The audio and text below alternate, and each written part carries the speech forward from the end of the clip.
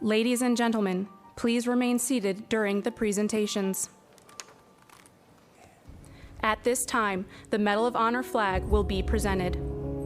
On 23 October 2002, Public Law 107-248, Section 8143, established the Medal of Honor flag to recognize service members who have distinguished themselves by gallantry in action above and beyond the call of duty.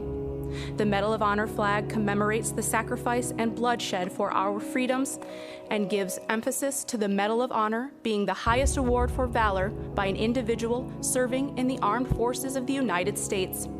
The light blue color with gold fringe bearing 13 white stars are adapted from the Medal of Honor ribbon.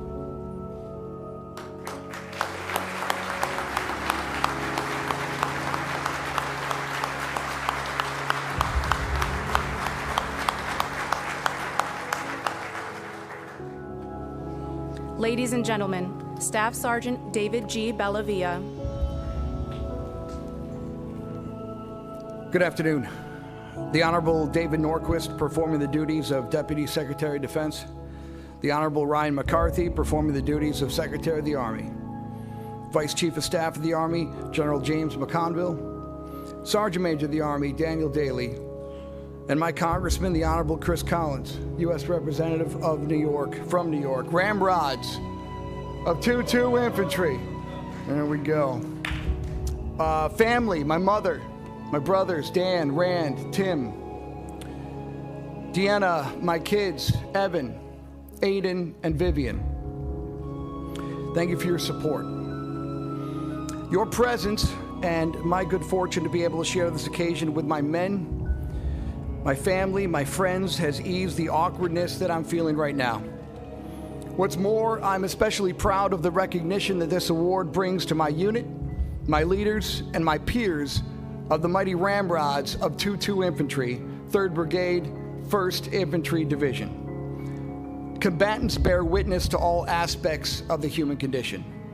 It reveals the darkest parts of the human soul, while residing side by side with the most exalted characteristics, nobility, honor, valor, and God's grace.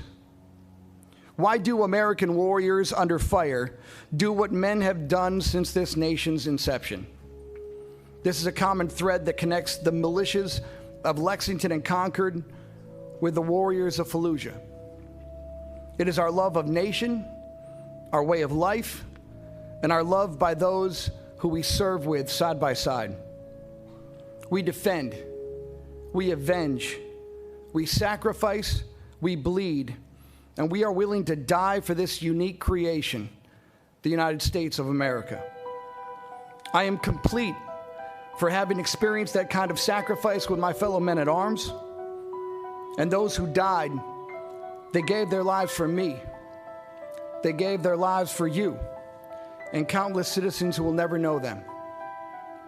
I'm talking about Sims, Falkenberg, Iwan, Gonzalez, Vandenberg, Madison, Gariantis, Schreck, Sizemore, Mock, Rosales, Cardenas, Sprayberry, and Pruitt.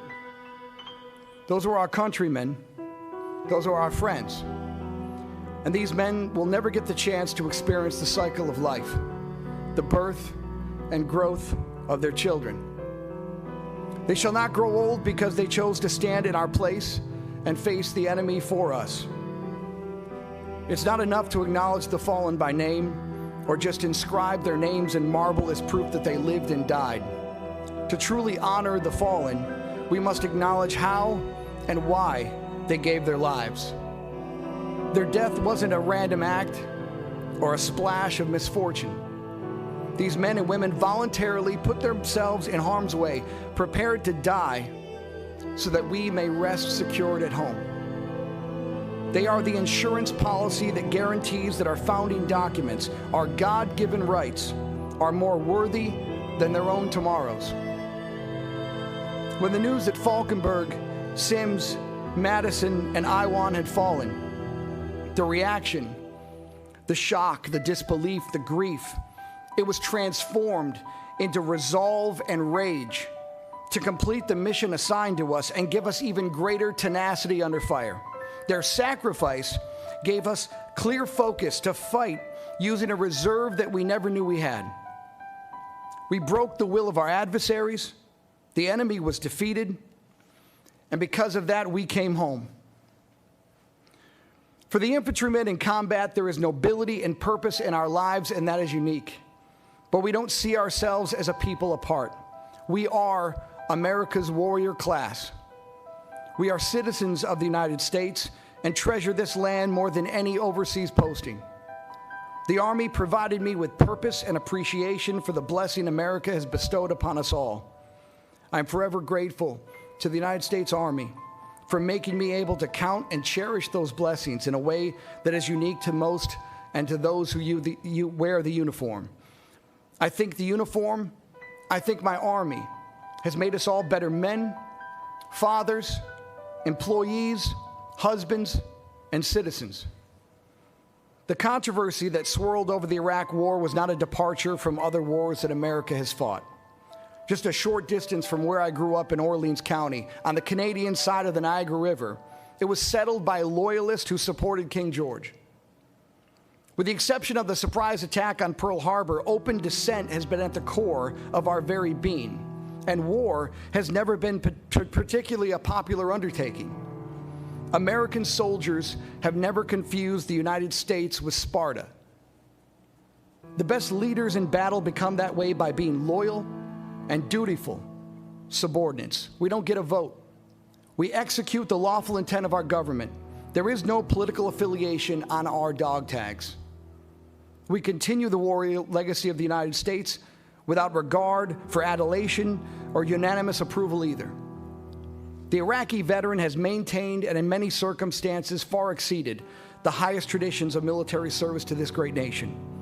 Of the 1.5 million men and women who have served in Iraq, the valor they displayed was often subsumed by political rhetoric at home. But that in no way diminishes the accomplishment of our troops or the accomplishments of my generation at war. The award is recognition of that, and it should be seen as a validation of our efforts, not as a reward for the action of one individual in one house in Fallujah. When I think of Iraq, I think of Colin Fitz. Man shot by 3 separate weapon systems. Nobody would have raised an eyebrow if Fitzy retired. Instead, Colin Fitz returns to combat duty for 2 more years to shed more blood for this nation that he loves. When I think of Iraq, I think of Chris Oley, the young saw gunner whose job it is to open doors and put down reflexive fire to people who happen to be shooting back at him. And he was able to do that because behind him was Sergeant Warren Mesa, ready to pull him out of that doorway and undoubtedly save his life. I have Chuck Knapp, my team leader. Chuck Knapp saved our entire 3rd Platoon Alpha Company 2-2 when he stopped us from entering a building-contained IED that would have killed all of us. I think about Max Field, my saw gunner, who asked our Doc Abernathy to fix his injured foot in the prone position so he could continue to knock down targets under fire while he was getting fixed up. My guy John Ruiz, who shielded the body of his buddy from incoming fire without fear of risk to himself. When I think of the Iraq War, I think of Piotr Soholis, brave, strong, and steady. Our engineers, who devised and deployed remarkable weapon systems that saved countless lives. Our tankers, 2-7 Cavalry on the other side of Fallujah that hardly gets any notice for what they did. There were indispensable Bradley crews who busted through walls. Omar Hardaway, James Cantrell, Chad Ellis, who without a functioning 25mm Bushmaster cannon, or TOW, or coax, and let's not discuss how that happened.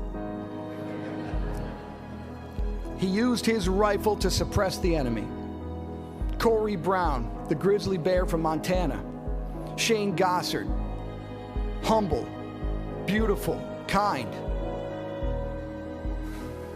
Brad Utasayer, Dalalu, the Bradley teams and those crews are the reason why children have fathers today. And those teams shielded our dismounts from rocket fire that were meant to take our lives. Corey McFadden, John Bandy, Wilson, Gary Fry, Kane. They never took a step backwards under fire. Sergeant John Gregory is one of the toughest, most decent men I've ever served with. He had a tour from hell a year after we came home. Our drivers, Marcotte, Gonzo, Woodbury, Hunter, Perez, they got us there. They needed where we needed to go, and they did it with bravery and valor. Iraq makes me think of Victor Santos, a fiery, brave soldier who cut his combat teeth at Iraq and went on for more in a Ranger regiment. McDaniel and Swanson, young kids shouldering 240 Bravos on their shoulder, suppressing enemy fire from feet away. I had Stuckert, I had Metcalf, I had Flannery and Gross, and I had our door-crushing He-Man, Hugh Hall. That is my Iraq war. And it makes me proud to have told my dad no to dental school. I learned these were company leaders who put aside loss, put aside trauma to direct young warriors during the most stressful times of our lives. Young lieutenants like Chris Walls, Jeff Emery, Lieutenant Menno. They learned how to lead and cover down when their peers had fallen. And finally, there's Scott Lawson, a true friend. We lost him in 2013. He entered the house with me that night in Fallujah. He gave me strength. He gave me confidence that allowed me to survive that night and many other nights since then. And I got to mention this guy, Michael Ware, a combat journalist there to cover a story and becomes part of the story. You know, before I got to know him, before I got to see him in action, I would have told you he was 100% worthless and a nuisance. Now that number is 65%.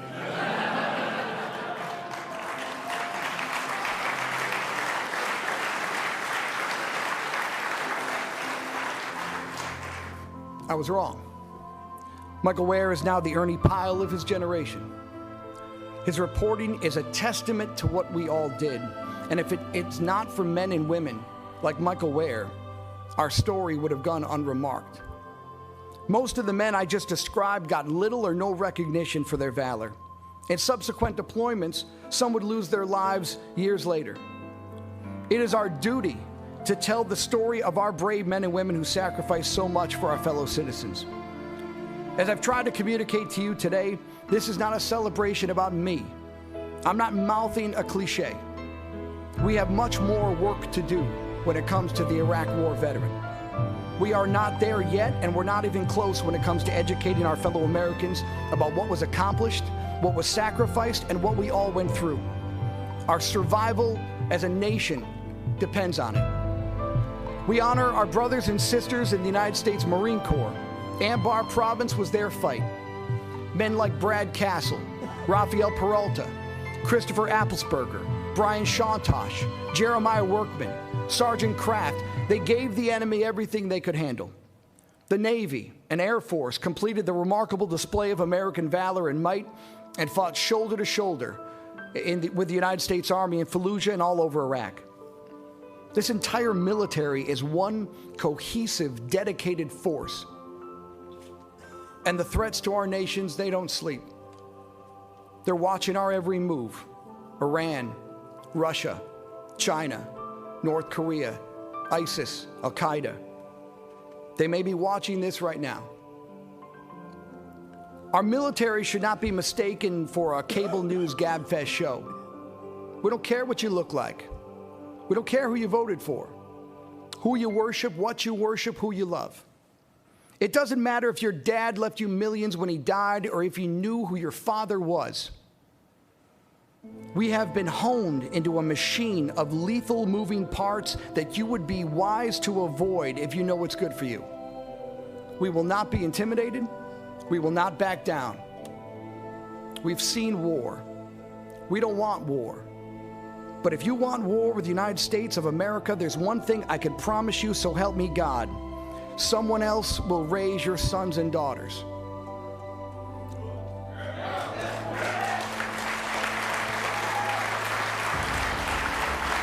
We fight. We fight so our children never have to. We fight for one day when our children and our enemies' children can discuss their differences without fear or loathing. We fight so that anyone out there thinking about raising arms against our citizens or allies realize the futility of attrition against a disciplined, professional, and lethal force built to withstand anything you can dream of throwing at us. Americans want this kind of country. Americans want this kind of world. And we stand ready to defend it, to protect us. So help us, God. May God bless this beautiful army. May God bless our Marine Corps, our Navy, our Air Force, and Coast Guard. May God bless our allies. And we already know that God blessed America because He gave us the greatest fighting force this world has ever seen, 2-2 Infantry of the 1st Infantry Division.